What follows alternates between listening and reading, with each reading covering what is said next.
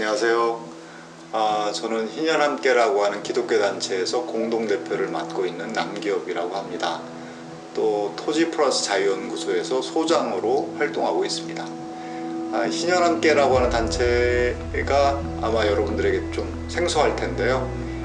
성경에 희년이라고 하는 중요한 게 나와요. 그 희년을 함께 이 땅에 구현하려고 하는 교회에 전파하고 또 우리 한국 사회, 우리 전 세계에 구현하려고 하는 아주 야심찬 계획을 가지고 있는 그런 단체이고요. 제가 또 몸담고 있는 토지플러스 자유연구소라고 하는 데는 사람은 토지가 없으면 자유도 없다, 이런 뜻입니다.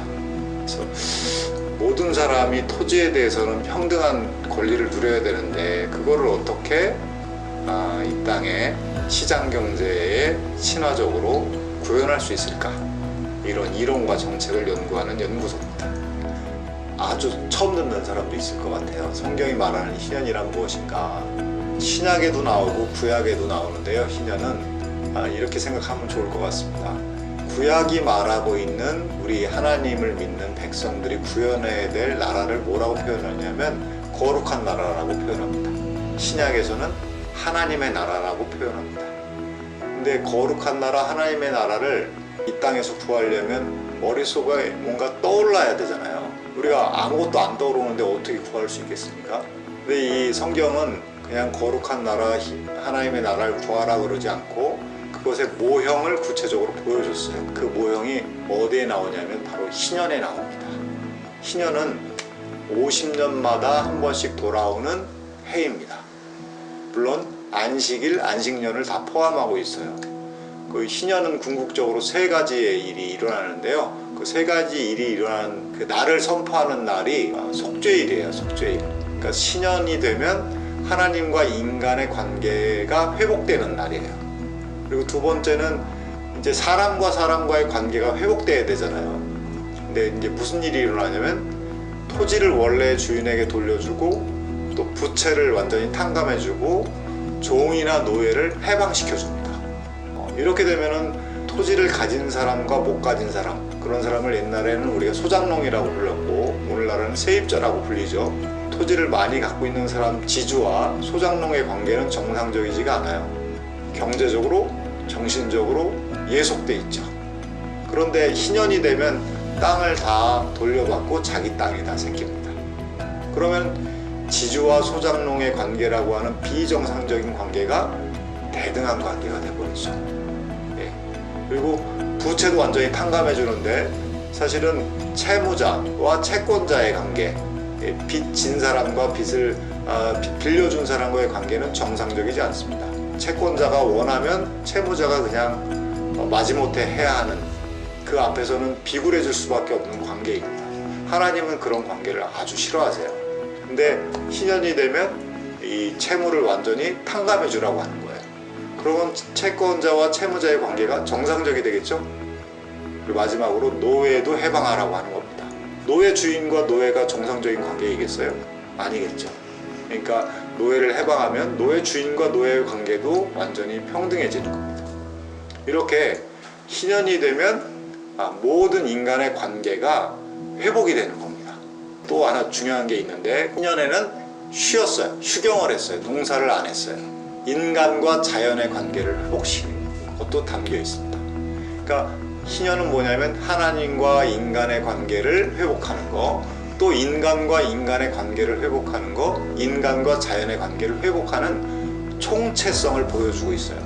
하나님 나라는 이렇게 관계의 회복, 이 총체적 관계의 회복을 말하고 있구나 라고 하는 것을 희년을 묵상하면 알 수 있게 되고, 이 땅에서 우리가 구현하려고 하는 하나님 나라가 이렇게 생겼구나 라고 머릿속에 떠올릴 수 있게 됩니다.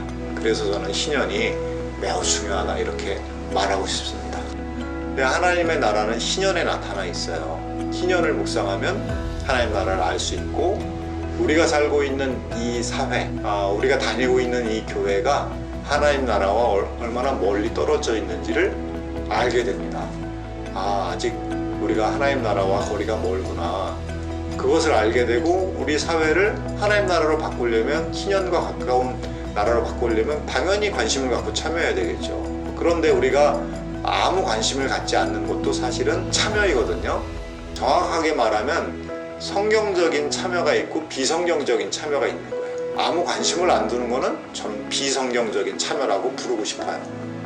성경적인 참여는 하나님의 나라가 무엇인지를 우리가 정확히 알고 우리가 살고 있는 이 사회가 그 나라와 얼마나 멀리 떨어져 있는지를 알고 긴장하는 사람이라고 생각합니다.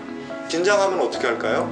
당연히 관심을 갖고 땅이 없어서 굉장히 힘들어하는 사람들과 함께 하려고 하겠죠? 부채에 짓눌려 가지고 자기의 목소리도 낼 수 없는 사람들과 함께 하려고 하겠죠?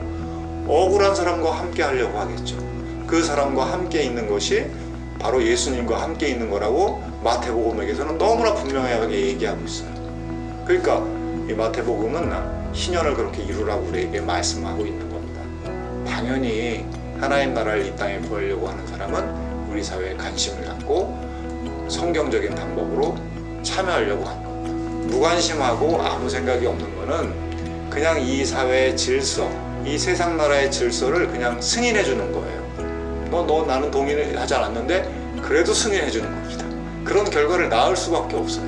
그러니까 우리가 바르게 인식하려고 애를 쓰고 참여하려고 노력을 해야 합니다. 무엇부터 시작해야 될까? 그러면은 먼저 우리가 아는 것부터 시작해야 되겠죠. 하나님 나라가 무엇인지를 먼저 알아야 합니다. 그러려면 이 희년이라고 하는 책을 먼저 읽어야 되겠죠. 이거는 작년에 제가 여러 다른 분들하고 같이 쓴 책이거든요. 구약이 말하는 희년, 신약이 말하는 희년, 초대교회가 말하는 희년, 또 종교개혁자들이 말하는 희년. 오늘날에는 희년을 어떻게 구현할 수 있을지 잘 정리해 놓은 책입니다. 이 책을 먼저 읽는 것이 되게 중요하다고 생각이 되고요.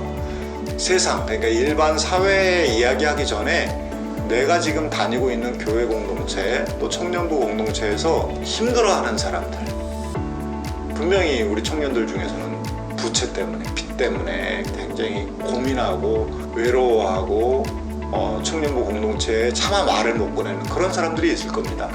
그런 사람들의 문제를 어떻게 해결해야 될지, 그거를 이제 성경은 상호 돌봄 공동체라고 해요.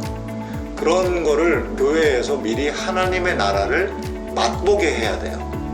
그거부터 먼저라고 생각합니다. 우리가 사회에 먼저 얘기하기 전에 너희가 먼저 하나님 나라가 무엇인지를 보여라 라고 세상은 말하고 있어요.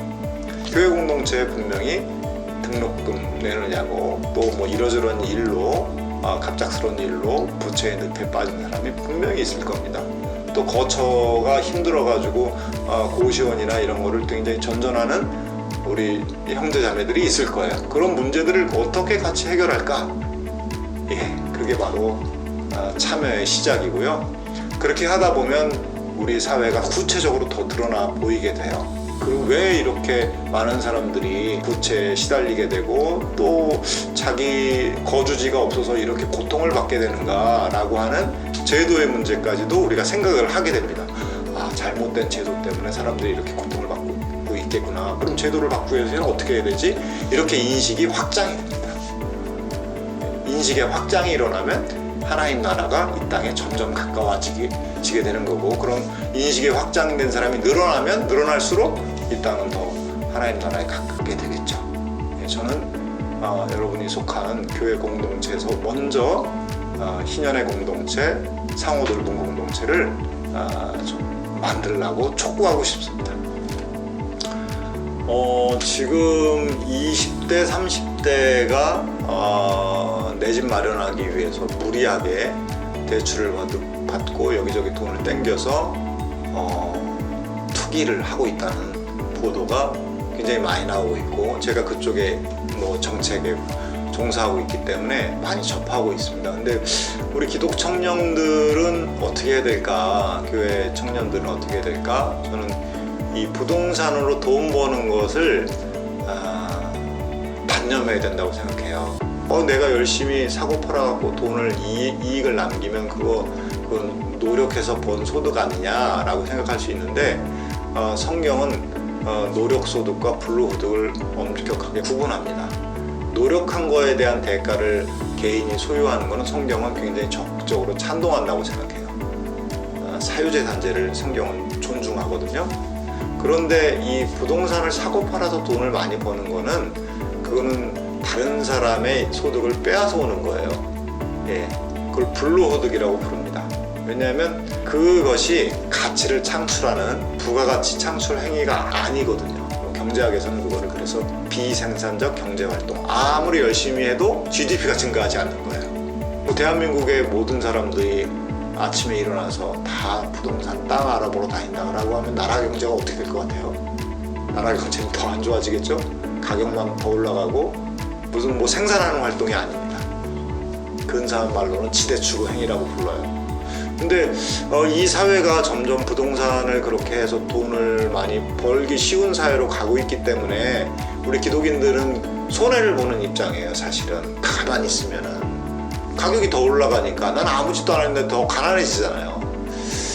그래서 저는 이 말씀에 순종하는 것은 일종의 손해를 감수해야 된다고 봅니다. 요한계시록에 보면 2장에 보면 특별히 7교회에게 보내는 편지에 보면은 니골라당을 조심하라는 표현이 나옵니다. 이세벨의 무리를 조심하라고 나오는데 그건 뭐냐면 당시에는 황제 숭배를 했다라고 하는 도장을 받아야 상거래를 정상적으로 할 수 있었어요. 경제활동을 할 수가 있었어요. 그런데 요한계시록은 그거 하지 말아라고 하는 거예요. 목숨을 걸고 신앙을 지키라고 하는 거예요. 그거 절대 니골라당을 따라하지 말라라고 하는 거예요. 경제적으로 굉장히 손해를 볼 수밖에 없는 구조인 거예요. 황제에게 도장을 받아야 상거래도 하고 사람들하고 만나서 경제활동을 할 거 아니에요. 그런데 그게 굉장히 위축이 돼요. 근데 그거 하지 말라고 하는 거예요. 오늘날도 마찬가지로 20대, 30대가 좀 나는 직장이 있는데 좀 땡겨갖고 내가 집 사놓고 그러면 좀 더 올라가면 뭐 내가 3억에 샀는데 4억, 5억에 팔면 1억, 2억을 벌 수 있는 거 아닌가? 그 돈 가지고 내가 또 다른 사람 도울 수 있지 않나? 뭐 이렇게 이제 합리화할 수 있는데 이미 그렇게 해가지고 1억, 2억을 벌면은 그 번 소득은 누군가 손해를 본 거거든요. 다른 사람의 소득을 합법적으로 뺏어온 거예요. 물론 그렇게 하면 돈을 벌지만 그거는 하나님께서 슬퍼하는 행동이고 누군가를 괴롭히면서 돈을 버는 경제 활동인 거예요. 그래서 저는 그거를 우리가 손해가 되지만 하나님 말씀 앞에서 우리가 그것을 단념하고 나아가서 그렇게 투기하지 않아도 무리해서 집을 사지 않아도 되는 사회의 제도를 만들어 달라라고 우리가 입법부에 요구도 하고 사회에 요구도 하고 SNS 쓰기도 하고 그런 활동, 그게 참여죠. 그렇게 해서 나쁜 제도를 좋게 만들어야 된다고 우리가 생각합니다.